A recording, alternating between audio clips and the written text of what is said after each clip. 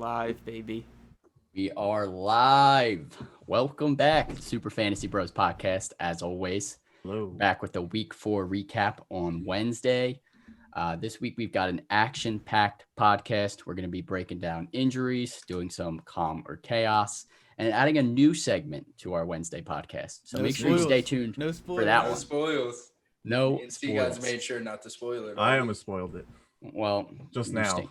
Well, don't spoil it. Anyways, first and foremost, COVID update. Let's just get right into it. Raiders, one positive test today. Titans, yet again, another positive test. And Patriots, Stephon Gilmore with a positive test. So now we have 3 teams with positive tests heading into this week. So make sure that you have contingency plans and make sure your league knows what they're going to do in the case that some of these games are canceled, postponed, whatever.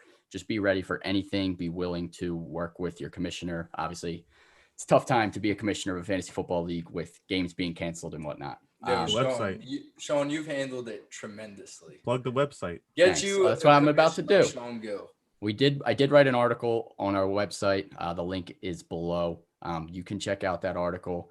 Make sure if you don't know what to do with your league, we gave some options on what to do if COVID ends up impacting some of these games. But basically the options I would recommend would just be to give either their projections or the average to the players if a game is canceled and it does not count as their bye week, just so you're not missing out on that top tier talent like Derrick Henry not playing or something of that sort. But pretty much just wait and see. Let's keep it positive here. Let's hope that none of this ends up getting canceled. We have the games run smoothly. So Keep it positive, not COVID positive. all right, before we get into some injuries, we got Kyle Allen starting over Dwayne Haskins now. Dwayne Haskins got introduced to Mr. Bench. Does it have any impact? It's riding pine. I think it positively impacts some of the players on the Redskins.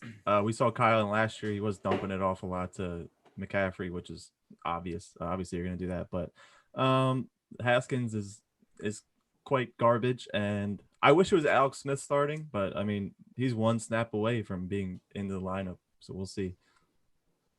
I mean, I think the only person that could truly benefit or, like, not benefit from this is Terry McLaurin. And I think he was doing just fine with Dwayne Haskins in there. So I don't really think the switch up to Kyle Allen really has much of a change on the Redskins offense. But we'll see. Yeah, I don't think it has that much of an impact. If anything, it might just help the passing game just a little bit.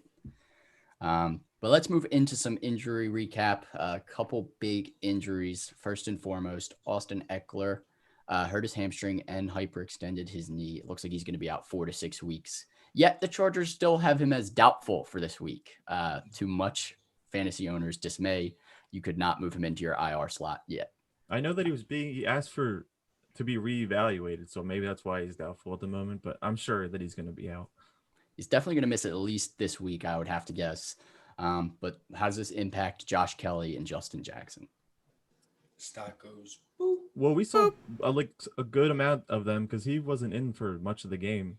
So we got to see them. They were even snaps for the most part. Kelly obviously given more, but Jackson definitely someone in the future who could take this backfield as he has more experience than Kelly.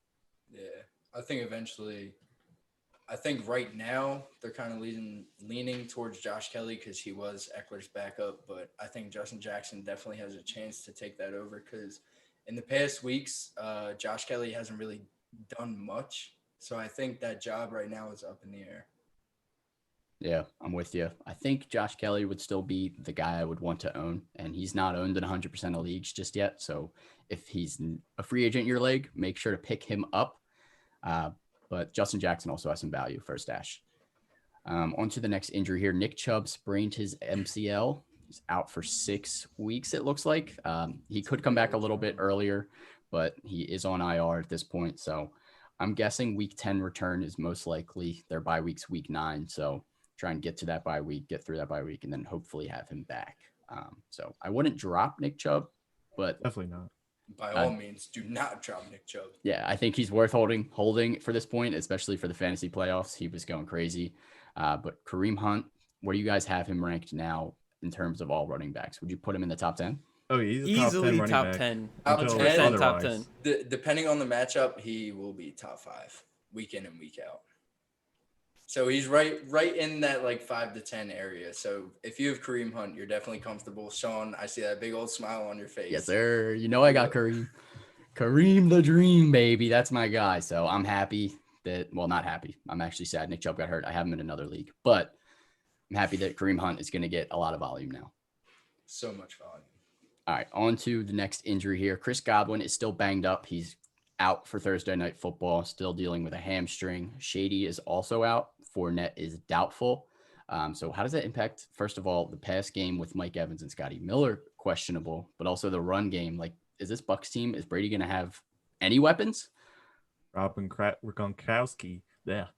Who? It's got to be whoever Gronk- Q said. It's got to be him. Yeah, it must be him. That's the only option, apparently. I think I got some CTE. I see Mike Evans playing. I see him being involved. But if not, I see them relying heavily on Ronald Jones. Yep, Rojo season. I think Ronald Jones is going to be involved. I think if you're desperate for a running back this week, like if you were starting one of the Lions running backs and you have them on a bye, or the Packers, Aaron Jones, you could have Keyshawn Vaughn fill in for you. This is like the time to see what he's worth or what he's doing, because Tim and Ronald Jones had like 3 drops, I think, maybe 4 this past week. So if they end up needing a running back to use in pass scenarios, Keyshawn Vaughn might end up getting a few more snaps. But yeah, Mike Evans, Scotty Miller, make sure if you're just monitoring them, if you're considering starting them. But Godwin is out again. Hopefully he'll be back next week. Julio Jones missed practice with a hammy today. You pretty much won't know until Friday, depending on if he practices then or not. But he left the last game with the hamstring injury. Questionable. You guys feel good about Julio Jones right now, or does it seem like this Falcons offense is falling apart after the first couple I weeks? just want to say he left the game last week at halftime and still had more points than Calvin Ridley.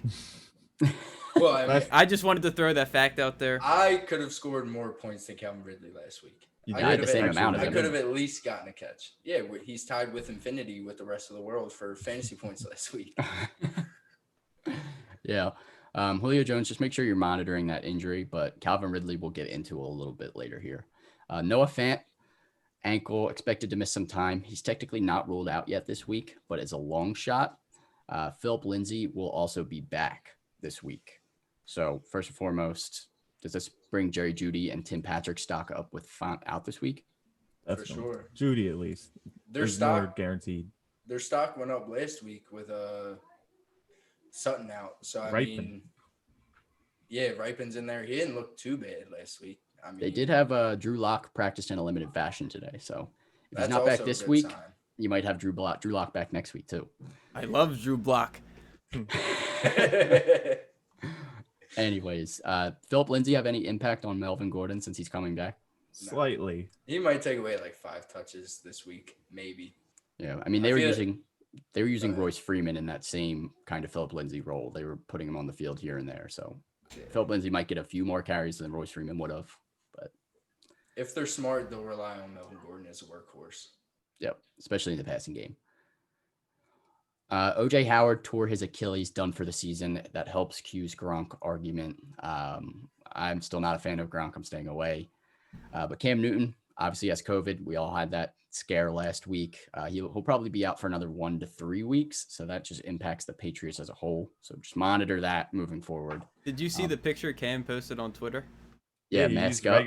He used regular all caps. He wasn't playing. He wanted people to read it and weep.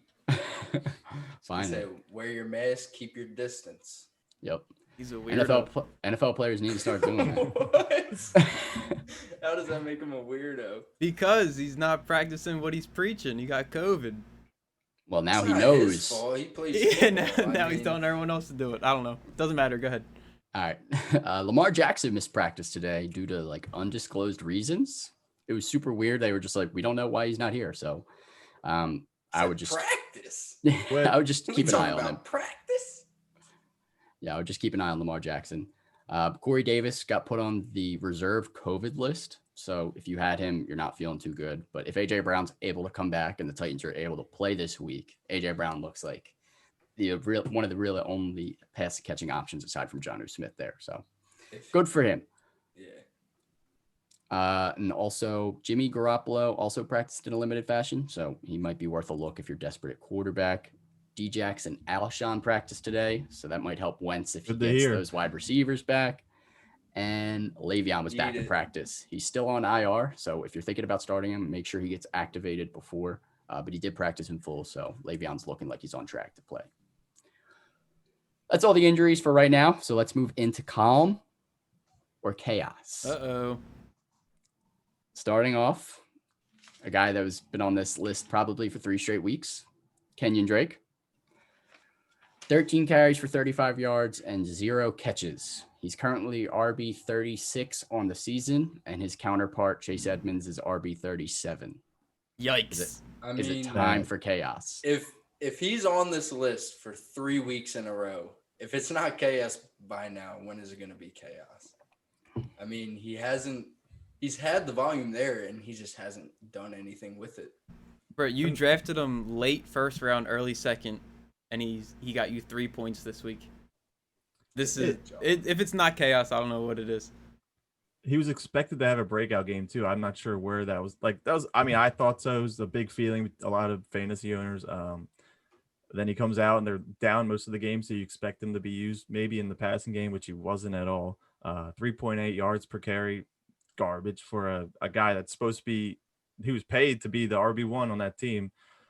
Chase Edmund seems to be a guy that you could risk putting in your lineup and may see more success from him rather than Drake. Yeah, I am saying it's chaos on Kenyon Drake, but I think you give him one more chance this week against the Jets. I think I would feel weird putting him on my bench against the Jets. People have been going insane against that defense, at least running the ball. So I'd give him one more shot. Huh? Even with him dealing with his chest injury?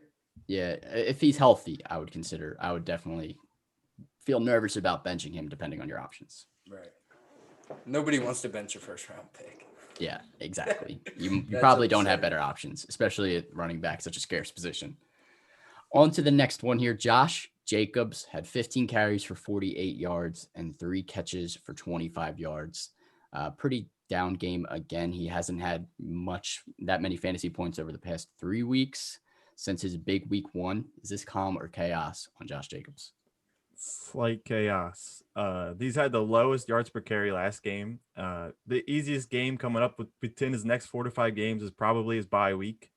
So yeah, and I think the Raiders' lack of weapons, like on the outside, is just causing them. Outside of Waller, they're not too worried about. Well, Ruggs is hurt. Aguilar, okay, and That's your boy. You love mentioning Nelson Aguilar every podcast. He has been all right, but in the real world, he's not dangerous. So they're just stacking the box, and they know Josh Jacobs or Waller are getting the ball. Yeah. So I think that's definitely having a big impact on his recent performance. Yeah, I think the schedule's got to lighten up from these past 2 weeks. I mean, I know he's still got some tough matchups ahead, but he did play New England and Buffalo the last 2 weeks, 2 pretty solid defenses. So I think better days are ahead. I'm staying calm on Josh Jacobs for now. He's still getting that volume, so I think he'll be better moving forward. Jonathan Taylor, another back who struggled last week, 17 carries for 68 yards and 1 catch for 11 yards, was unable to find the end zone. Is this calm or chaos on Jonathan Taylor here? I'm going to stay calm. He had probably his toughest matchup of the season last week. The Browns were only allowing like 64 rush yards to opposing running backs and the 10th fewest fantasy points. So I didn't really expect them to do much, but definitely going to have better matchups moving forward. Yeah, and you've seen that he can reach the end zone. He's 11th in running backs in touches, so he's getting the volume and he's making the most of it, as we've seen. But yeah, he's too good. We've seen so far that too early to be chaotic on him. Yeah, staying calm on Jonathan Taylor here as well. I am definitely staying calm. David Johnson has been disappointing since week 1. 16 carries for 63 yards and 2 catches for 29 yards, and he only played 59% of the snaps. Is this calm or chaos on David Johnson? I think we can all agree it's chaos. Yeah, it's getting a little scary. And that was coming from a David Johnson owner. A lot of people don't like to own up if their players are getting a little chaotic. It hurts my heart. Yeah, Jarv. But yeah, definitely There's no other running backs. And with the return of Duke Johnson last week. Johnson. Duke Johnson. I'm so used to calling him that because he's Duke, but I mean, David's getting there with him. But he only, like you said, only had 59% of the snaps last week, and that's not really going to do much for you. We may have been a little too high on him in the preseason, but week 1 he looked good. He did, but I don't know if the coaching change will make any difference. Because their new coach is like a defensive minded guy, so I don't know. Yeah. And like Bill O'Brien, they got David Johnson, and they're like, we got to use him. This is my job on the line here. He traded D-Hop for him, and Crowell is just like, I don't care. I didn't sign him. Like, they could use him, not at all. I mean, they have to. They should, because he's one of their only good players on offense. But we'll see. Yeah, this is very bad for David Johnson. Very bad. And he's only getting about 2 catches a game, and that's where he's like most utilized in, and where he's the most explosive is in the passing game. Yeah, I'm with you guys. I think it's chaos, but I think you're still starting him this week. New head coach, with the new head coach, you're hoping that he starts to use him more, but also in just against the Jaguars, we saw what Joe Mixon did last week. So the Jaguars are probably one of the most favorable matchups for a running back. So I'm still plugging David Johnson in there. If he stinks again this week, he might be benched, if not dropped in some leagues, because dropped. That'd be wild. If David Johnson has less than 5 points this week, what are you thinking against the Jaguars? If he gets less than 5 points, I don't know. I think I'll rather drop. You think about it. I'm not. You probably won't drop him, but you think about it. His touches have been going up. I'll just say that they've going up. Yeah, it just might be stonks. You can get as many touches as you want, but if you're not producing off the touches, they're no good. Well, I'm a big believer in volume is king. So if his touches are going up, he's staying involved. He'll end up finding the end zone eventually by default. I think his points might have decreased if his volume went up the past weeks. All right, next subject. All right, on to the next one here. David Montgomery, 10 carries for 27 yards and 3 catches for 30 yards. Another disappointing performance from a guy that pretty much owns the backfield. Calm or chaos on David Montgomery? Come on now. I mean, I guess you can stay calm. Like, if you have Def on your team, you're not expecting him to be like your RB2. I mean, he was for me. I got out of that situation. I have no more David Montgomery stocks because I think he's Wait, reaching. Who's your RB2 instead now? We're going in. You don't own one. He could be better than Montgomery in the future at the time that Eckler's out. I think Montgomery he's still getting all the volume. Like, there's no one else in the backfield. We saw literally nobody. We saw there was an increase in pass targets with Cohen now out, but being down the whole game kind of capped his ceiling pretty low. But he is still involved, and he's the only guy. So I mean, he still has a lot of value. Last week, if he was the only one getting the touches, he only ran the ball 10 times. Yeah, that Colts defense is legit. Yeah, they had to throw a ton that game. The season. And he has another tough matchup this week too. Yeah, so I'm just not confident in Dave Montgomery. I'm not scared to bench him, but I think you just hold on to him for the volume, and when you start him, you're hoping that he falls into the end zone. Yep.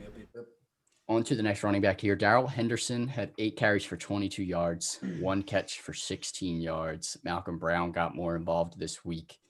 This calm or chaos on Henderson, who had 38 fantasy points in 2 weeks prior to last week. Yeah, this is chaos.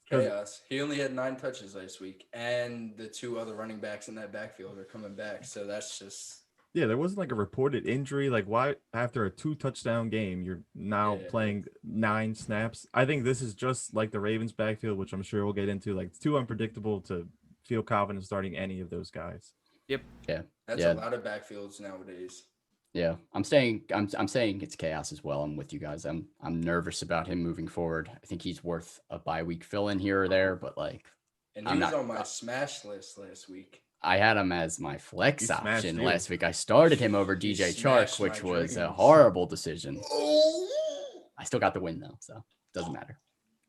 Anyways, on to the next guy here, J.K. Dobbins. 5 carries for 16 yards, 1 catch for 1 yard. Since week 1's 2 touchdown performance, he's only averaging 5 points per game. Is J.K. Dobbins still worth holding on to on your bench, or is he droppable at this point? Honestly, I think any of the running backs in Baltimore are droppable. Now, it may sound a little wild with Mark Ingram because he has a lot of talent. He's like the week 5 ranks that we're going to be talking about the next podcast. There's a lot of guys that he's better than, but being in this situation, when are you going to feel good starting him? Yeah, so along with him, him and J.K. Dobbins, I just think you can drop both of them, and you wouldn't really regret much. Don't drop either of them. I think they're droppable, but I think I'm holding on to both of them. I think Dobbins still has upside if they end up flipping the switch, making him that go-to guy, and Ingram kind of maybe like a goal line guy or something like that. I think you have to hold on to Mark Ingram too. I think he holds the most value for now, but I think it's chaos on J.K. Dobbins. I think if you were looking to start him anytime soon, it's not going to happen. You just have to hold him under your bench and hope he ends up breaking out, or by default, if an injury ends up occurring, he might get more volume there. Yeah, he was 3rd in touches and 3rd in scrimmage yards last week out of all the running backs in that backfield. So Gus Edwards is not going away. He's not, and neither is Mark Ingram. All 3 of them are there all year. Unless they make JK the guy, I don't see him being what everyone wanted him to be. Yeah, I'm with you. All right, on to the wide receiver position. We got Calvin Ridley. You got to start at the top. I'm not talking. Two insane weeks to start off the season. He had 16 points in week 3, and then last week put up a bagel for your team. 0 catches for 0 yards on 5 targets. Is this calm or chaos on Calvin Ridley? I'm staying calm. It's calm. He didn't look right in that game. I mean, he was also dealing with injury. Yeah, he was coming into the game with an injury. And depending whether Julio plays or not, I think he's going to have a better performance coming up. Whether Julio plays or not, we've seen him play better with Julio. I wouldn't consider this a game to use without Julio because he's not healthy either. But yeah, I'm staying calm. He's going to be involved. Russell Gage is like I feel like he's dealing with like a concussion every week. Calm. And for some reason, Ola made Zacharias. However you say his name, he was feasting. Yeah, he was. I don't see that happening every week. That might have been like the one best game of the year by far for Olamide Zacchaeus. Yeah, Calvin Ridley, you got to stay calm. You got to keep rolling him out there. You saw what he did in the first 2 weeks. He's got the talent to put up huge numbers. Just monitor that like injury issue that he came into the game with last week. He did look a bit off, so hopefully he's fully healthy, ready to go, back putting up those wide receiver 1 numbers you need from him. On to the next one here, Tyler Lockett, another big name who flopped this past week. 2 catches for 39 yards on only 4 targets against a putrid Dolphins defense. Is this calm or chaos? This is calm. This is still calm. With that game, he's still wide receiver number 4. Yeah. I just felt, being a Russ owner, I just felt like it was way too easy of a matchup for him to go off for 7 touchdowns. Maybe that's just my luck, but there was, other than Chris Carson, and I guess Metcalf as well, Greg Olsen, DJ Moore, Lockett, not DJ Moore, David Moore. Sorry. Yeah, David Moore had the Lockett seemed to be the odd man out this game, but I mean, going forward, he's going to have better games. Yeah, he's not going to have 9 catches, 100 yards, and 3 touchdowns every week. Yeah, definitely with you there. On to the next guy here, guy that has frequented calm or chaos, DJ Moore. 4 catches for 49 yards on 6 targets. Is this calm or chaos? Chaos. I want you to say it, Sean. I don't want to say it, Matt. Say it. We'll say it for him. It's chaos, but I'm staying calm for 1 more week. Because he's playing the Falcons secondary. We've seen teams absolutely destroy the secondary. DJ Moore's had some tough matchups. If DJ Moore does not go off against the Falcons, if he has like 8 to 12 points again, it's absolute chaos. He's nothing more than like a flex option at that point. Swinging for T.Y. Definitely not swinging in for T.Y. Hilton. We'll talk about him in a minute here. But DJ Moore is definitely still worth owning. I think you roll him out there 1 more week, and it's chaos, though. It's chaos. Yeah. It's scary. You're not getting anywhere near the production you wanted to get from him. Chaos for sure. Robbie Anderson is looking really good. He's ranked inside my top 15 this week. I think I have him right at 15 this week. We'll talk about Robbie Anderson in a little bit here also. But let's get into Julian Edelman. 3 catches for 35 yards on 6 targets. Back-to-back dud performances. Is this calm or chaos on Edelman? No. I'll say calm solely because of the fact that they had to rely on Brian Hoyer, who only had like a day and a half to prepare for that matchup this week. Because I think Cam tested positive for COVID on like Friday or Saturday. So I don't think it's fair that he had to join Zoom meetings and be ready to play in an NFL game on a day's notice. Hoyer had like the pocket presence of a traffic cone. So, Oh, man. But then you got Jarrett Stidham come in, and he wasn't much better. It was more of a garbage touchdown for N'Keal Harry at the end. But yeah, definitely stay calm on Edelman. Once Cam's coming back, once he comes back, he'll be a lot better. Yeah, stay calm on Edelman, and he's still kind of worth a start if you're looking for somebody to throw into your flex spot. They're even if Cam's not playing, they're going to be like trying to pass the ball because I assume they're going to be in some competitive games. So Patriots could have won that game if Cam played, I think. Yeah, the Chiefs did not look the same. Patriots defense is really good.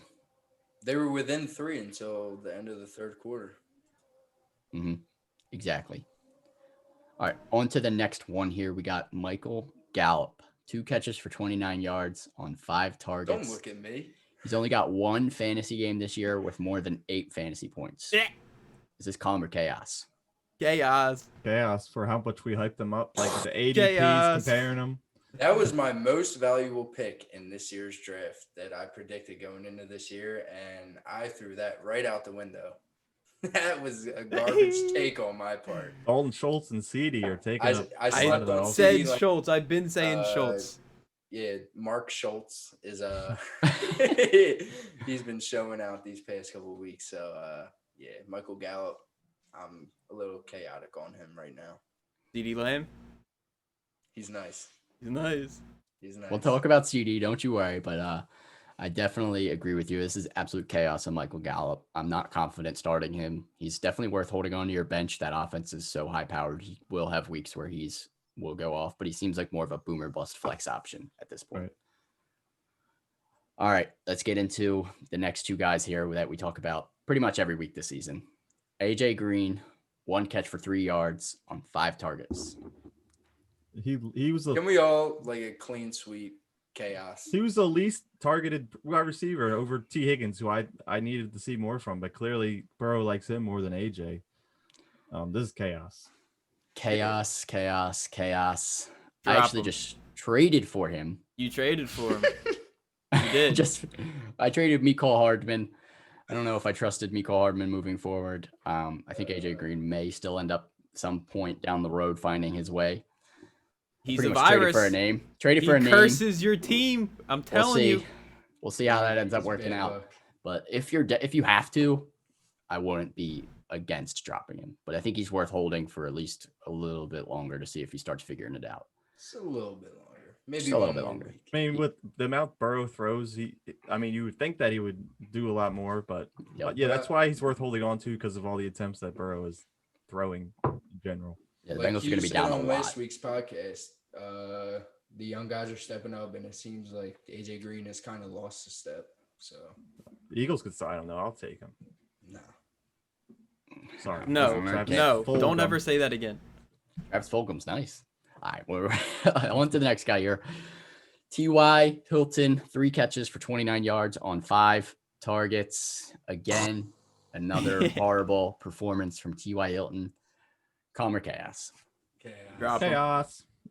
He's close. He's droppable. AJ and him are racing to the finish line to be dropped. All right. Looking at the waiver wire this week, who are you dropping him for? Golden Tate.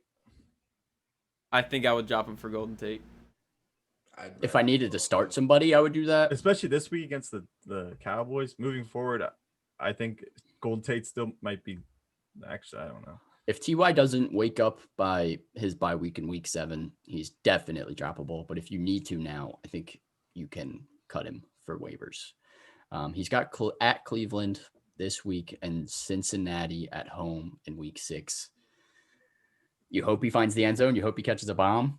Yeah, they're not horrible matchups there, but they're not. He's had good matchups already, though. So I don't know. I don't trust him. I definitely wouldn't put him in my lineup until I see him do something. I hate Philip Rivers. Q, would you rather have Aguilar or Ty? All right, come on. Recently, I'm taking. I mean, I based off fantasy performance, Aggie might have more points than Ty, but He might. obviously Ty has more upside because he has a better quarterback. He's a better player, but I'm Better just being quarterback? honest. Derek Carr better think than I'll- Phillip Rivers. That's debatable. That's easily debatable. debatable. That's Phillip Easily Rivers, debatable. Phillip Rivers at this point in his career is debatable. But All right, Phillip Rivers gives man them more chokes. opportunity. Every So- clutch situation he chokes. the Colts have just been such a weird team just because their defense is so good. They're up in pretty much every game. They don't even have to throw the ball. Phillip Rivers is used to throwing the ball at least like 40 times a game. He Yeah. hasn't thrown it Wait, for wait, more wait. than 30 times since week 1. I saw a stat earlier, and it said like the past 3 weeks, the Colts kicker has outscored their opponent the past 3 weeks. Yep, That they're is re- a crazy stat. They That's actually- insane. They're really struggling in the red zone too. So they're kicking a crap ton of field goals. So Blankenship. Rodrigo Blankenship, That's the dude with the goggles, right? still a free Yeah. agent. Yup. Pick him up. Let's Yeah. go's doppelganger. Yeah. All right, let's move on here. Marvin Jones had 1 catch for 9 yards on 2 targets. He only has 1 fantasy game with 10 plus points. Calm or chaos on Marvin Jones. Chaos. This is what And we. Galladay's back. This is so- what Marvin Jones does, though.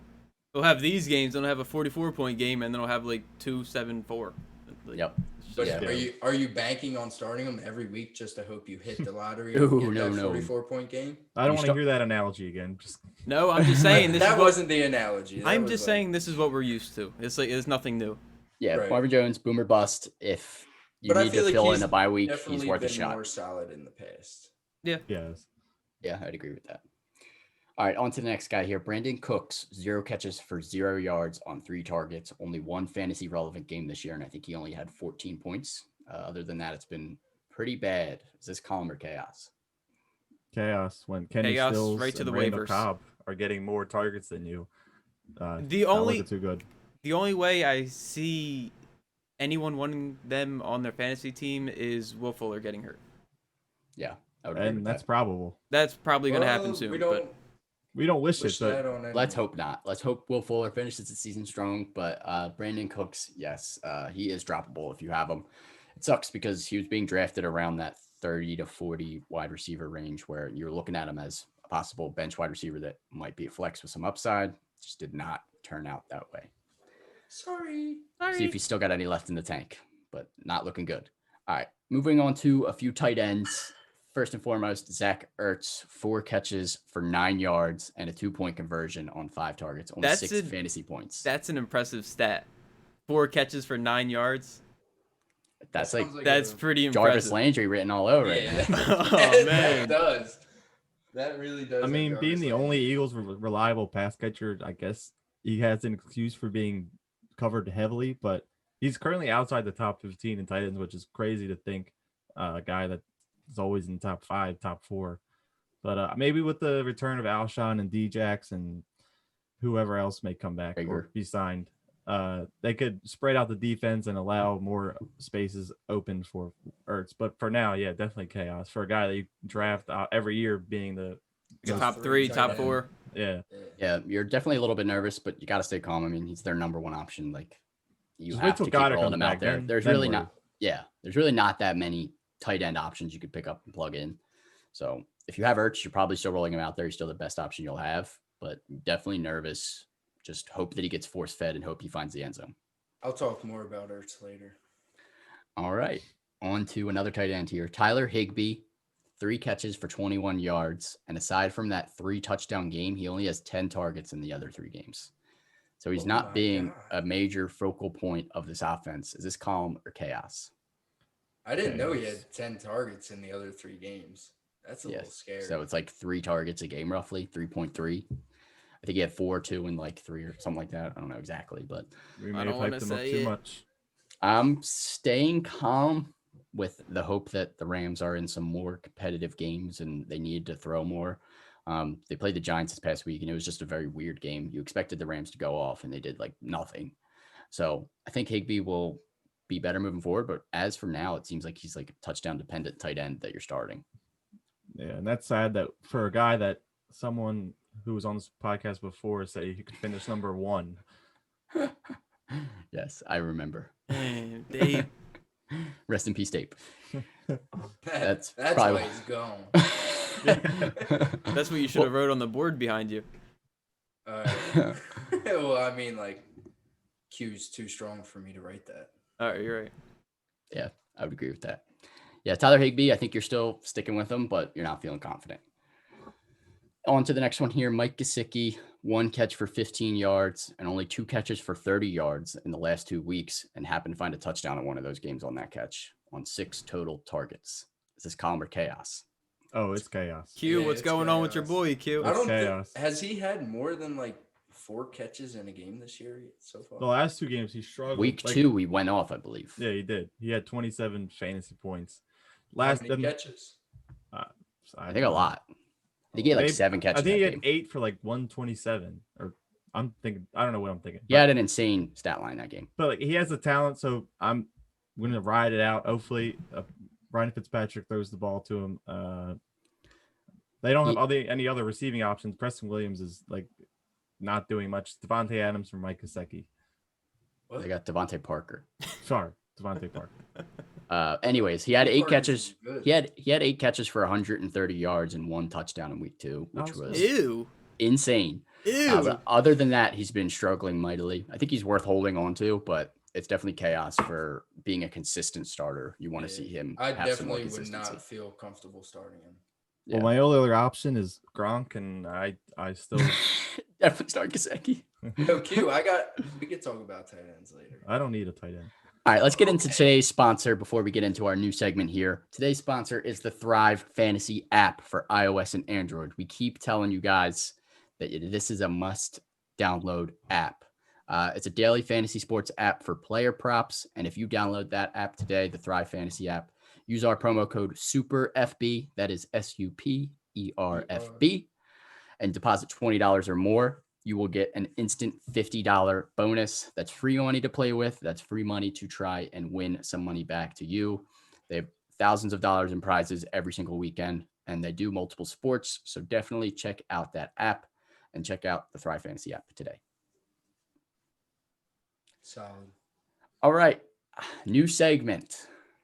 Another Drum roll, please. We decided we were not going to talk about waiver wires at this point for the Wednesday podcasts anymore because most people's waivers go through anyways. So we did come out with a waiver wire article. If you're still looking for someone to add, we definitely are still going to cover that on other platforms. But for the podcast, website. We have trust or bust. So in this segment, we're going to be talking about players that have had either some bounce back performances or some shocking performances. Where is this someone you're going to trust in your lineup at this point? Or is this a bust? It's kind of a 1 week kind of thing. You're not looking to start them moving forward. So let's just get right into it. You guys will see how it works. Starting at the quarterback position, Carson Wentz. Bust. I didn't want to be the first one to say it. But Back-to-back 20-plus point games, a rushing touchdown in 3 straight weeks, and he's getting way more involved with his legs. And he's getting his weapons back soon. And you all say it's a bust. And I'm with you. It's a bust. Still can't trust him. We have a bottom 5 offensive line in the league. Carson Wentz is constantly running for his life. Our receivers cannot get open downfield. It's just an all-around, I hate to say, but it's a shit show on the Eagles' offensive side of the ball. Bring back Alshon, and I think that's all we need. That's all they need. Bring back Alshon. I think you're a little. I think you're a little high on Alshon Jeffrey. I think you're just a little delusional. high in general. He looked pretty washed last year, so he said he's never felt better as good as he has this year. He's not on the field, so he's lying. He's capping. Cap. That's the cap. All right. Anyways, the Eagles have to play at Pittsburgh and Baltimore, so you're probably not starting Wentz either of the next 2 weeks. But if you're able to hold on to him, if he starts putting up some numbers against the Giants, the Cowboys, the Giants again, Cleveland, Seattle, he's got a very favorable schedule for the second half of the season. So I think he's worth holding on to if you have room on your roster, but I'm not afraid to drop him. I'm not feeling confident starting him. Let's move on to another quarterback. Gardner Minshew. He has 3 of 4 games this year with 24 plus fantasy points, at least in our league with 6-point passing touchdowns, the only way to play. And he has 8 touchdowns in those 3 games, as long as DJ Chark has played, he has produced. Is this trust or bust on Gardner Minshew? I mean, you just this is trust. You made the case yourself. Gotta trust him. Next 4 games That's a against trust. quarterback-friendly opponents, 2 multi-touchdown games and another one with 2. But yeah, as long as his weapons are healthy around him, we've seen, because the one game against the Dolphins when he had no touchdowns, Chark was out. I don't know if that's the whole reason why, but with Chark definitely in, helps. yeah, Definitely helps. And he can also run the ball if he gets in trouble. And I feel We don't like wanna that's a see big – well, I mean, like, it's a big slept-on part of his game. If he gets in trouble, he can find yards with his legs. I'm reluctantly saying trust because I started him in the game. He played poorly, and I'm still mad about it. But I think you have to trust him. He's worth the start. He is a top 10 pass ranking offense. So, I mean, they're throwing the ball a lot. Yeah, and they're going to be down a lot, so they're going to have to throw a lot to keep up in games. All right, on to the next one here. Justin Herbert, rookie quarterback for the Chargers. Tyrod Taylor is still out. Just monitor him. I don't know if they're going to end up bringing him back to start. No, he's not coming. But Herbert has looked really good. 3 touchdowns last week against the Bucs. He's averaging 23 fantasy points per game as the starter. Trust or bust? This is Trusting trust. him. Very nice. He was Trust 10 nice. yards How much? last week. He was 10 yards away from having 300 passing yards for 3 straight weeks. The only other guy to do that, Lamar. He has great weapons. Eckler is going to hurt a little bit, but he has 2 running backs in the backfield that could definitely make up for most of it. Yeah. Justin Herbert is making guys I've never heard of look like good wide receivers. Guyton, I can't even name all of them because they're just showing up on the screen, and I'm like, who is that? Why is he catching touchdown passes? And he still also has like a top 10 receiver in the league in Keenan Allen, who is a Top 10 monster. tight end and Hunter Henry. So they're a good offense. He has the weapons there. If Herbert continues to produce, he's definitely his fantasy starter, and I think he's worth adding if he's still a free agent in your league. Yeah. And he has a juicy matchup this week against the Saints. And next week against the Jets. Yeah, that is true. And he has not had less than like a 68 completion percentage yet this season. So, all right, let's move on to some running backs here. Let's talk about my guy, Joe Mixon, baby. you could not wait to talk about Joe Mixon. Exploded for 151 rushing yards, 2 rushing touchdowns, 6 catches for 30 yards, and a receiving touchdown. Joe Mixon was back in full form. Is this trust or bust, or is this a one-time kind of fluky game? Oh, this is fluky. This is fluky. Sean, I'm trusting him. Trusting him too. That's what you expect to see out of Joe Mixon, and you finally saw it. I think he just like accelerates off of this game. I think that the Bengals realize, like, okay, if we feed Joe Mixon, we can win football games. And I mean, they got their first win last week with Joe Mixon eating. So why not? I just think their schedule is too tough coming up. Too tough for Joe Well, Mixon. maybe for the next couple of weeks, but they're the next 5 weeks. Okay. Well, the next 5 weeks, I think Cleveland Browns are also a favorable matchup. Tennessee, you're not scared of, but at Baltimore, at Indianapolis, and at Pittsburgh are definitely scary matchups. Washington also. I'm not Chase scared of Young's out Washington. there. Well, I mean, you're not starting. You're definitely starting Mixon against the Washington football team. But after that, the schedule lightens up a lot too. I don't know. I'm confident in Joe Mixon. I think he can put up numbers against any but team. you're biased. That's not fair. I don't have Joe Mixon in any trusting Joe leagues. Mixon. I just But you trust love him. him. I'm confident in him as a talented running back. You have posters of Joe Mixon. I don't. I actually wish I was able to draft him, but he was drafted. So, anyways, trust Joe Mixon. On to the next one here. Deandre Swift, 4 carries for 22 yards and 4 catches for 30 yards and a touchdown. He has 10 plus points in 3 of 4 fantasy games on very little touches. Is this trust or bust for Deandre Swift? I think it's bust. AP's too. He's still too involved in this offense to be so dependent on DeAndre Swift to produce as like what he did last week. I agree. In games where the Lions are going to be down, I think DeAndre Swift is a better start. I think obviously he's going to be on the field more. He's going to be on the field for any passing situations that they need him on there, especially for those like 2-minute drills where Matt Stafford's trying to drive down the field. Aside from that early season dropped pass, I think DeAndre Swift has some value, but I'm not confident starting him just yet. I would say it's a bit of a bust for now. Bit of a bust for now. For now. For now. Keep the hopes up, but Adrian Peterson's taking up way too much volume. All right, on to the next one here. Ronald Jones, 20 carries for 111 yards and 6 catches for 17 yards. He did drop a few passes in this game, but is this trust or bust for Ronald Jones? As long as Fournette's out, this is trust. You got to trust those numbers. That's a good sign for him. If Fournette's back, I might still be trusting him anyways. If he catches them passes, he's looking like a complete all-around back, and you're comfortable starting him every week. Bruce Arians said that Fournette may play this week, but once again, like, how much can you trust Bruce Arians? He's been capping all year. Right. But Fournette's ankle injury is something he's dealt with in the past. So I don't think they rush him back as long as Ronald Jones is playing this well. And he has no one behind him as long as Shady's out. Keyshawn Vaughn, I guess, but they're not going to be dependent on him. Yeah, definitely someone I look forward to seeing do well. Trusting Ronald Jones. Yep. Trust. Yep, I'm trusting Ronald Jones. Trust. And Leonard Fournette is doubtful for tomorrow's game, so it's looking like it's going to be the Rojo show. Rojo. All right, Antonio Gibson, 13 carries for 46 yards and a touchdown, plus 4 catches for 82 yards. He had 22 points this past week. He has 12 plus points in 3 straight games. Is Antonio Gibson pretty much locked in as an RB2 at this point? Trust or bust?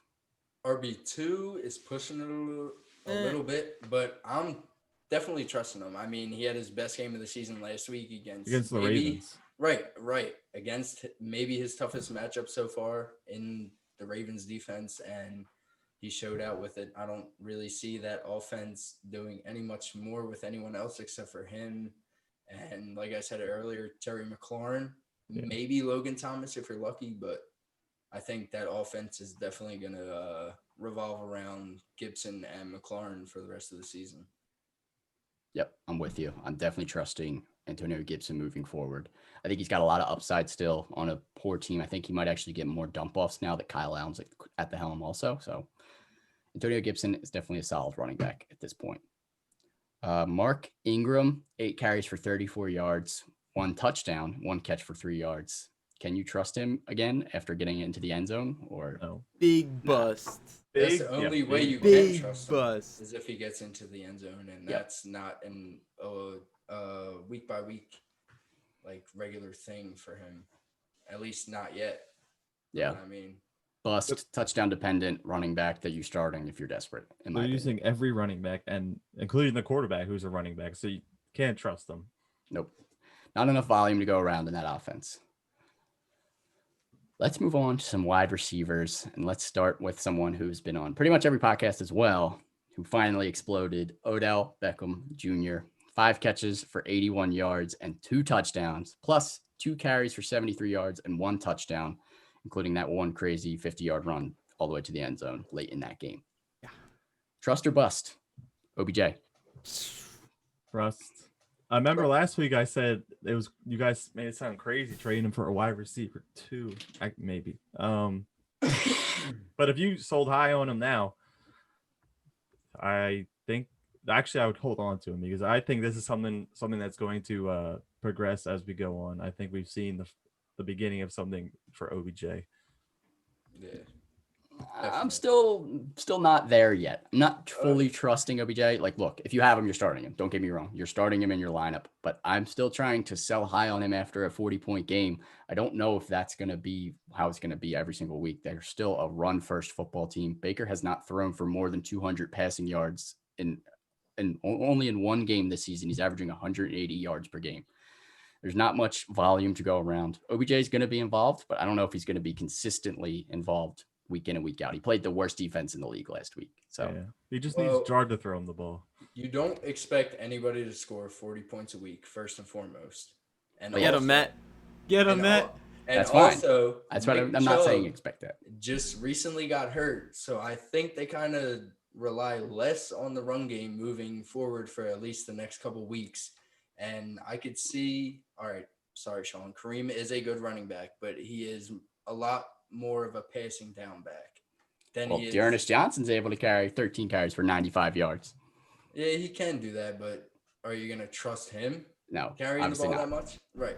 So I think that this is Odell's time to shine. I think him and I hate to say it, but Jarv could produce off of the loss of Nick Chubb. I can't wait to hear what Sean has to say about Chubb. Look, I'm not saying Odell is a bust by any means. You're trusting him, you're starting him, but I'm just saying I'm still a bit nervous on him moving forward as a consistent option. Baker just doesn't throw the ball enough, and it's the same kind of thing for our next guy here, Jarvis Landry. 5 catches for 48 yards, 1 pass for 37 yards and a touchdown. Got him 16 fantasy points. His week. Fluky. Look, definitely a fluky, weird play, but Jarvis Landry does have a cannon. He's throwing the ball before. But anyways, I still like Jarvis Landry. Obviously, gives you some luck. Obviously, still like Jarvis Landry. Still keeping him on my team, and I'm still having some faith in him. But for the same reasons I just said for Odell Beckham Jr., you can't put all of that trust into him. So I'm nervous on this Browns passing offense as a whole. Mm-hmm. Definitely trust OBJ a lot more than I trust Jarv. And I didn't come into the season thinking that, but now I think the same way. Yeah, I think OBJ has more upside. But I think Jarv still has some like consistent value as a flex option. As like 4 catches, 38 yards a game. So bust? Bust? I'm on the fence. I'm on the fence. I'll mark him down as bust. All right, whatever. What are you marking down anyways? Nothing. Nothing. All right, we got a few more wide receivers to get through here. Let's move on to Will Fuller. 6 catches for 108 yards and 1 touchdown on 7 targets. Are you trusting him after that 0-point performance in week 2? It's this simple. If he's healthy, you're trusting him. You're trusting him. And he dropped it. Well, yeah, I guess it's a drop, but it was a hard catch. He could have had another touchdown though at the end of the game at the buzzer. He dropped it. Yeah, at the buzzer. Yeah. I'm definitely trusting Will Fuller. He looks solid, and as long as he's healthy, like T-God said, you're rolling him out there. Yeah. Marquis Brown, Hollywood Brown, 4 catches for 86 yards on 8 targets this past week.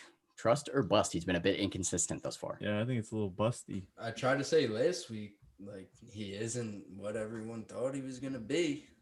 I hate to say it. His run-first offense is just hurting him.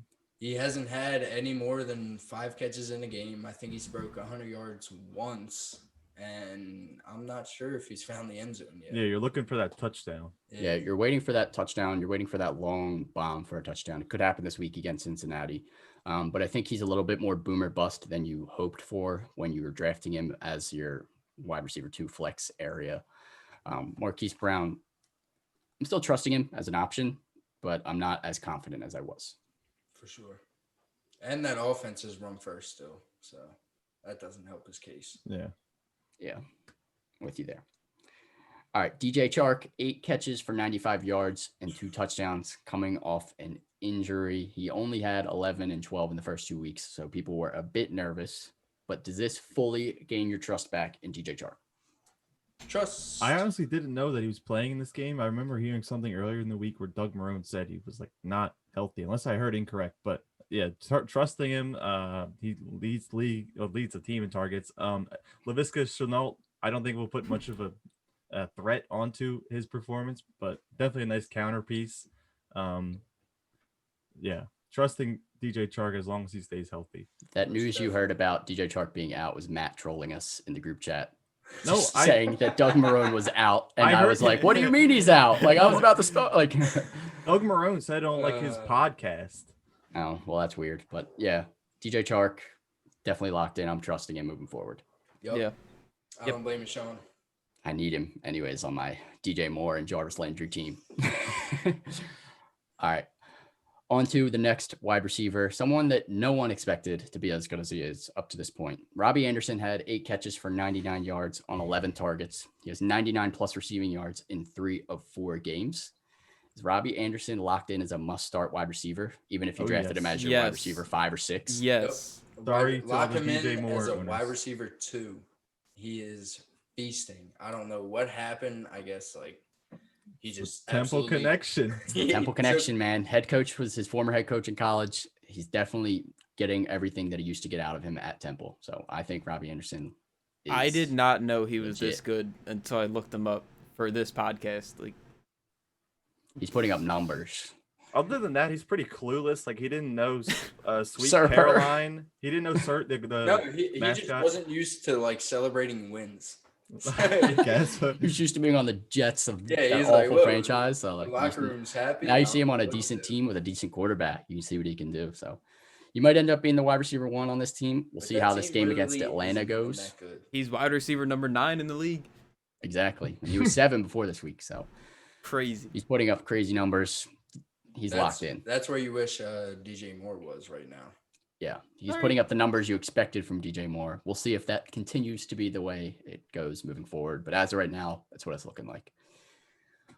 All right, a couple more wide receivers. Like I said, CD Lamb, 5 catches for 79 yards and 2 touchdowns. He's had 10 PPR points in every single game. Trust or bust? Trust. He's Locked also in had as a starter for you? See, that's where it's hard for me, for my team. But Okay. no, I would feel very comfortable starting him. He's also never had less than 5 catches in a game so far. Yeah, I was gonna add In the that. NFL, in his NFL career, he's never had less than 5 catches in a game. Yeah. I mean, it's his rookie year, so I'm it's just all- saying. Yeah, but like, I don't know. It sounded good. No, I'm with you. it definitely does sound good. I'm definitely with you. I'm all in on CD Lamb at this point as the number 2 option. We already talked about Michael Gallup being Sorry, Matt. bust. So seems like That's CD whatever. Lamb is that number 2 guy. He's proven himself, and that was the only fear when you were drafting Michael Gallup. So When Amari Cooper mentioned fear every is real. 3 I'll li- receivers I'll live having with it. when Amari Cooper mentioned 3 receivers having 1,000 yards each, I think he forgot Schultz instead of Gallup. Gallup seems to be the missing piece, and We'll talk about Schultz in a second here.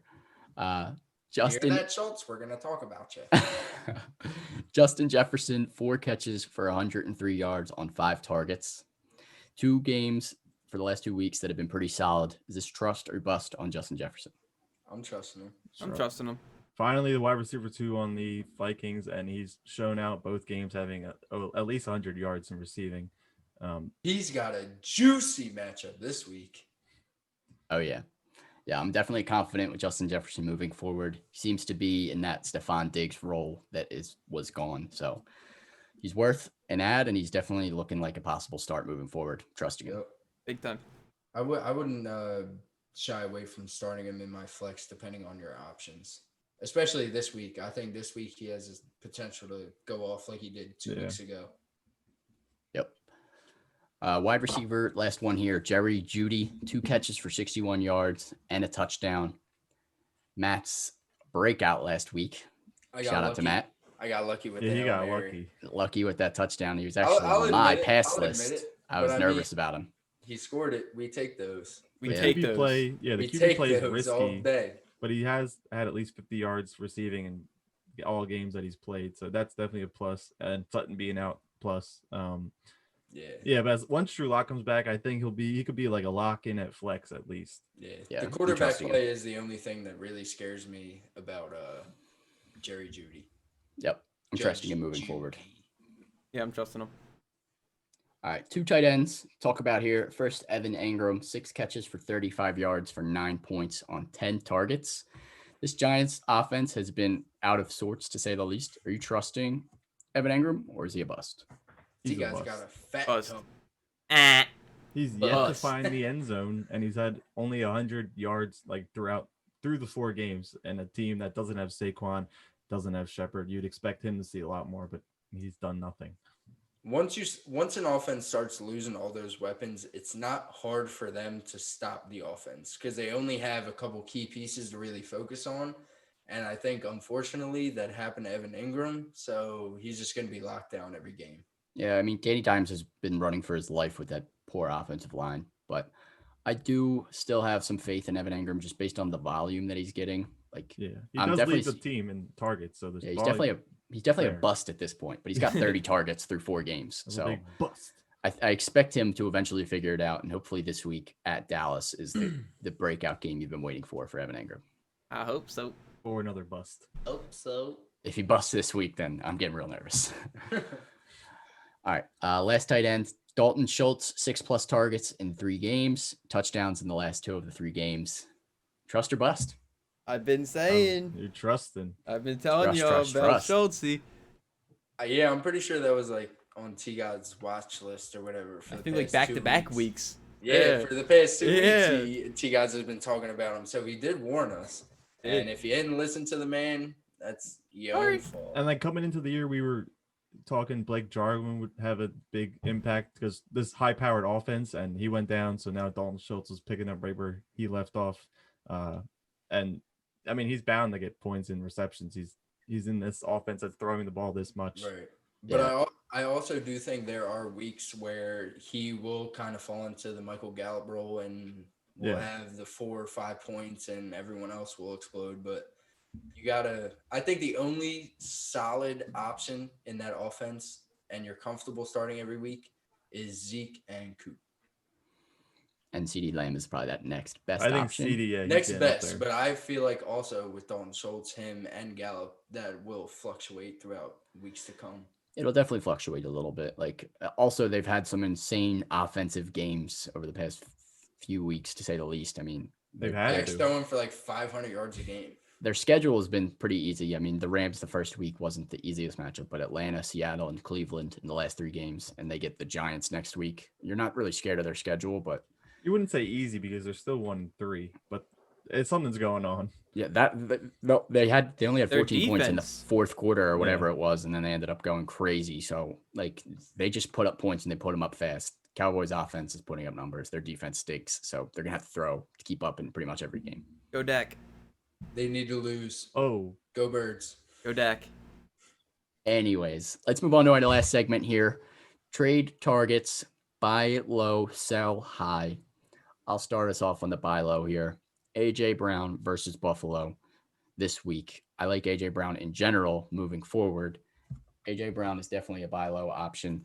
People pretty much have him on their bench and he's just kind of sitting there and they're like, look, I want someone that's going to play. If someone that's still nervous about all the situations with the Titans and everything going on, A.J. Brown is a target to try and just grab off somebody's bench. I mean, he was legit last year. He put up some decent numbers. I still think he can be a wide receiver 2 on any team. So if you're able to sell high on somebody that's put up some decent numbers for someone that really is hurting and they need somebody to start, they've been hit with injuries, whatever, A.J. Brown is someone I'm targeting to buy low on. You're not getting them. At least not in our league. Let's have him in hope that another he league. plays eventually. We're too smart. Yeah, definitely hope that he plays as well.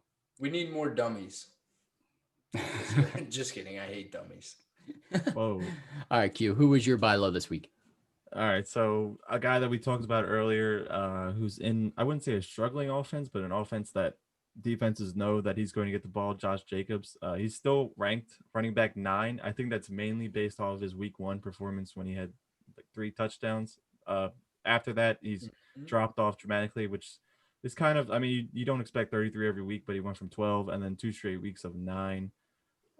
Derek Carr with no wide receivers is definitely hurting him. And he has a next 3 matchups are sort of tough. He has KC, Tampa Bay, and then Cleveland, who have good defensive lines, who definitely will be ready for him. So if you can get Josh Jacobs for a nice price, he could bounce back eventually. He still has the skill. We've seen it last year. Josh Jacobs. I mean, your last take was Kenyon Drake. You still buying low on him too? I'm not even touching him. I'm buying low on him. I'm buying low on Josh Jacobs. Let's get right into my buy low is Kenyon Drake. Yeah, I'll take him. Okay, so he's only averaging like a little less than 9 points a game, which is terrible for where you drafted him. But hold. He's still averaging about 17 touches a game. I mean, if he got like 2 touchdowns, so like 2 more touchdowns, I think he has 1 so far this year. But I mean, I don't know if we'd even be having this conversation. Like, if he just find the end zone a couple times. If he doesn't do anything against this Jets defense, I don't want to hear about him next week. No, that's fine. That's fine. I agree with that. If he can't score on the Jets, then yes, he should just not be in the league anymore. He should just retire. Yeah. Retire. Make the Cardinals waste all that money. But no, like whoever has him is probably frustrated with him. Just wants something. Desperate. Just wants something for him. Yeah. So see what you can get. Yeah, see what you can get. If you can get him for super low, I think he's worth trying to just throw on your bench. Yeah. All right, Matt. Who's your buy low? My buy low. I told you we would talk about him. I told you we would talk about him a little later. That's Zach Ertz. he is in a very struggling offense, and he only has 1 touchdown on the season. I see that changing very soon. He is like our main receiving threat, especially now with Goddard out, Alshon still hurt. Our leading receiver being Greg Ward. I see him getting a lot of looks, especially in the red zone, if the Eagles can make it into the red zone. He had his toughest matchup so far last week, where he only had 4 catches for 9 yards, which is god awful. But I see him definitely picking up. Maybe not this week because they're versing the Steelers defense, and their defense is looking pretty elite as well. But definitely buy low on him. I see better weeks to come for him. The second half of the season, I see very favorable matchups for Zach Ertz. Yeah, see, and this is what I was saying earlier. Like week 1, they had Dallas Goedert. That's when he scored the touchdown. I think when Alshon comes, when anyone comes back, that is like respectable for the defense to cover. He could see more red zone touches or just catches that could lead to touchdowns. He needs to learn how to break a tackle. That's not happening. That's never gonna happen. We've been saying that for years. I know. Yeah, that's not happening, man. All right, let's He move on just to our needs to be more sell aggressive. high players. I am selling high on Robert Tonyan. He had 3 touchdowns last week. He had 5 touchdowns in 3 games. If you're able to flip this guy for a top 5 tight end, I would even consider trading Robert Tonyan for Zach Ertz. If someone who has Zach Ertz and is panicking, I'd rather have Zach Ertz than Robert Tonyan. Touchdowns are not always consistent. Devontae Adams is going to be coming back as well. I do like Robert Tonyan possibly as the second passing option moving forward for the Packers. Baby Kittle. But they still do want to run the ball with Aaron Jones too. So I like Tonyan. I like his upside a lot. But his value is not going to be any higher than it is after a hat trick of touchdowns. So if you're able to flip him for a top tight end that has been struggling a little bit, I know Mark Andrews bounced back, but he had 2 bad weeks. If you can swing one of those top 5-ish tight ends for Robert Tonyan, absolutely pull the trigger. Or if you can get like a wide receiver help or running back help, if you picked him up as like your second tight end option, I'd consider it, to say the least. Yes. Q. Yes. Sell high option. Who you got? BT odds are gonna tag team this one. Oh yeah, let's go. Let's go. You can say it. I want Sean to say it. I don't think he's a sell high option. I think you should keep him. Joe Mixon. Joe Mixon. Get him off. Get him off your team. Please. He had the best game of his career. Now he's done. It's all downhill. I'm sure there are a lot of people are looking at Joe Mixon like the new shiny toy. They're like, oh my God, recency bias. Look what he just did. Look what Jesus did. Look what he did. Look what he did the first 3 weeks. He just wasn't like, his offense line isn't great. The matchups coming up are like a good enough case for you to get rid of him while you can. I don't see him putting up numbers like that or anywhere close to that moving forward. They were all playing against a bad team. I don't know if they were ever down in the game, so that could have been a reason why that Mixon was getting as many touches as he was. Or yeah. So if you just want to add anything to you guys, so we can just put this man. Yeah. Okay, so the next 6 weeks, he faces the Ravens, who allow 97 rush yards per game, the Colts 77 rush yards a game, the Browns 91 rush yards a game, and the Steelers twice, who allow 54 rush yards per game. And you know TJ Watt's gonna run through that line as if the line's not even there. Well, at this point in NFL, there's not that many running backs getting over 100 rush yards per game. I think Joe Mixon showed that he was valuable in the passing game, 6 catches for 30 yards. And if that can continue, that's what Joe Mixon makes his money. If Joe Mixon catches 50 passes this year, he still has RB1 upside. I think he'll be used a lot more in the passing game after that performance. It was Gio. I'm sure he'll still be used, but they're probably trusting him a lot more after that game last week. I'm sitting tight on Joe Mixon, but if you can sell high and you can get some value back for him for someone that has an easier schedule or has been more consistent, I'm not afraid to sell high on Joe Mixon. Josh Jacobs or Joe Mixon? That's a tough one. I don't know. I think I would hold on to Joe Mixon. He's in a much better offense. Yeah, that's true. Yeah, that's tough. I don't know. I like Josh Jacobs a lot too. I think they're Josh close. Jacobs. I think they're close. That is very close. Yeah, I'd probably say Josh Jacobs. I'd take him for Joe Mixon if you could do it. Yeah, that's probably what I would go with. But it'd be very close. I don't know if I would do it. I'd be scared to pull the trigger. All right, Matt. Finish us off here with their trade targets. Sell high for you. Finish him. As in Yikes. Todd Gurley. Yeah. Get rid of him while you can. Finish him. He had 2 touchdowns this past Monday night. I think without those 2 touchdowns, he would have scored less than 15 fantasy points. So It didn't look good playing. I mean, he did score the touchdowns, but His- it didn't look like normal Todd Gurley. Yeah, the explosiveness is not there for him. I mean, the Falcons are going to be behind, I think, every game this year, possibly. So they're going to avoid the run as much as they can. It's not usual for Ridley to have a donut. Julio's going to come back. They still have Brian Hill there taking away touches. And And Dorito. Ito. And Dorito Smith. So I think if you're not getting what you want out of Todd Gurley, I would hold on to him. But if you can get someone like I would trade Joe Mixon? I would trade him for Joe Mixon in a heartbeat. I might even trade him for Kenyon Drake. That's Ooh. tough. That's I interesting. might. I That's might. an interesting one. I might. That's scary. Yeah, that's That is- risky, but it's that's not. very bugs. it's- But yeah. scared money don't make no money. Yeah. All right. Well, let's move on to some Q&A here before we wrap it up. One question we had was from a member in our league. Richie asked if Jamison Crowder worth starting with Flacco under center this week? Yes, but you're not feeling good. I think Flacco he's sucks. I think he's a flex option. I'm not confident starting him. I think he might still end up just getting that volume. Like Flacco is the king of dump offs, especially if Le'Veon's back. You might just dump it off to him a ton also. But yeah, I don't know about that one. That's tough. All I'm gonna say about the Jets is last week I was feeling sexy, started Braxton Barrios, and oh my god. I mean, I would lost He the doesn't even matchup. want to say. It doesn't even matter because I lost the matchup anyway. But like seeing him like twice on the field, thinking that he was on the field more, but it was Chris Hogan. I never want to see that man's face or hear the name Braxton ever again. What about Braxton Miller? For reference, I ranked Jamison Crowder 38th this week. So not confident in him. He's a flex option if you're desperate. All right, Matt, hit us with your question about your situation that you're sitting in right now. All right. So I just traded for Robert Tonyan. So I just got to get through this week. And right now, I currently have Austin Hooper and Jared Cook rostered. But I was willing to drop one of them if either of them were droppable to pick up Greg Olsen and start him. Hooper. So out of those 3, who would you feel most comfortable starting this week?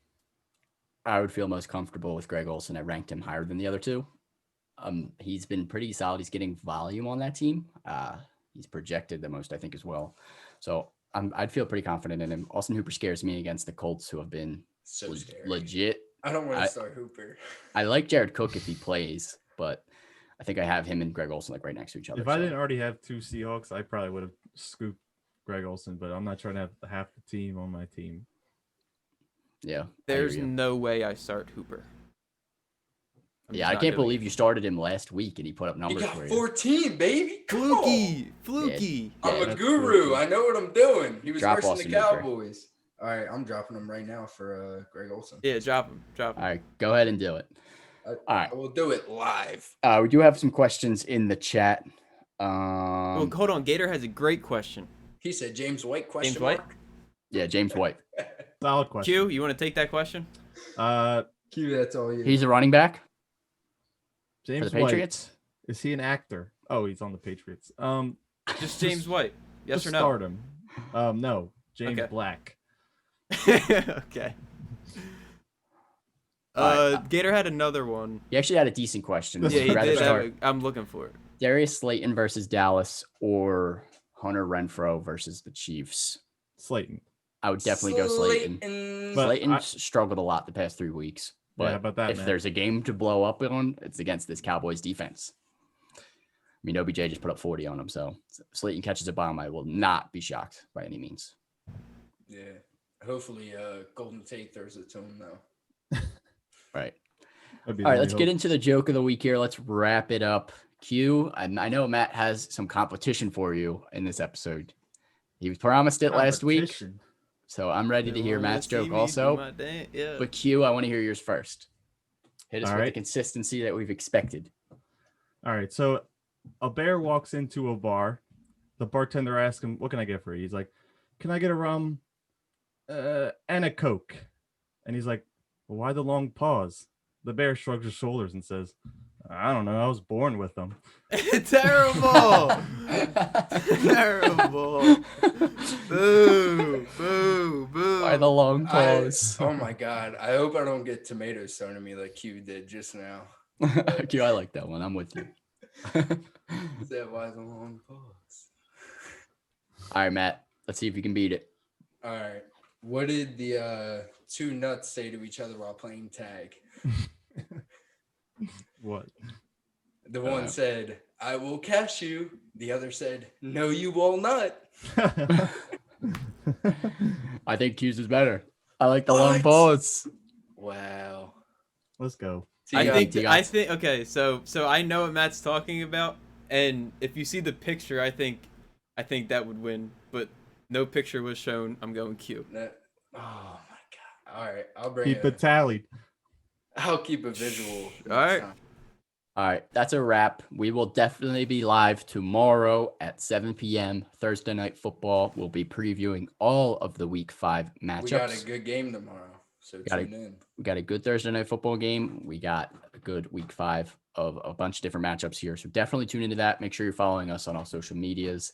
Make sure you're checking out the website. We'll be posting multiple articles there every single week. Pretty much it here. The link's below. Make sure you're following. And if you're not following the Twitch already, make sure you follow and subscribe now. Yeah. Follow everywhere. Everywhere. Make sure you're staying up to date. If you have any questions, always feel free to ask us also. And tell all your friends about us, because I'm sure they suck at fantasy. Yeah. Probably. Yeah, we can help out. Most with that. likely. All right. That's a wrap, guys. All right. Huzzah!